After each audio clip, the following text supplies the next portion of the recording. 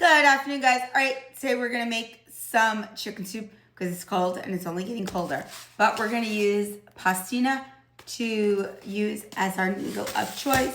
Also, when I use celery, I like to save my green leaf right here, like the yellowish colors, because I use them in my soups and stews. So we're gonna cut this up with our carrots, onions, celery, and lots of garlic. So let me chop everything up and I'll be right back.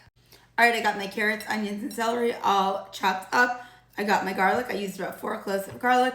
Now we're gonna head to the stove. We're gonna heat up 2 tablespoons of butter. Yes, I like to use butter.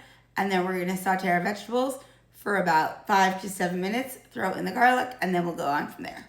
All right, we got the butter in here. It is melting.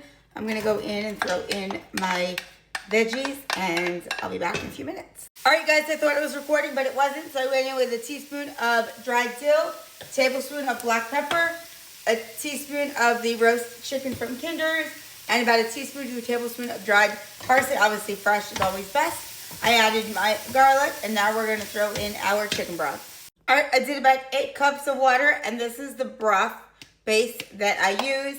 I'm gonna do just like a couple tablespoons, maybe like 2.5 of them. And then I'm going to mix this and bring it to a boil. I do not add salt because this has salt in it. All right, before I add my raw chicken, I like to taste the broth to make sure it has flavor and everything that I need. Perfect. All right, if you're using raw chicken, you wanna flavor this up and then taste it before you add your raw chicken into it. If you're using rotisserie chicken, you're gonna season it, you can still taste it, cover it, bring it to a boil, and then let it simmer, and then add your chicken in at the very end because the rotisserie chicken is already cooked.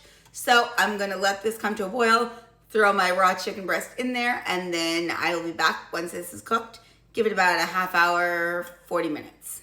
All right, guys, my soup is done. I took the chicken out. I just chopped it up into bite-sized pieces. And now I'm just gonna let this sit. I'm bringing my water to a boil and then we'll throw in the pastina and then we'll do a taste test. Be right back. All right, my pastina is done. I went ahead and added 2 tablespoons of butter, some freshly grated Parmesan cheese, and now let me serve up a bowl of soup. All right, guys, here is the soup. Looks delicious. Cheers.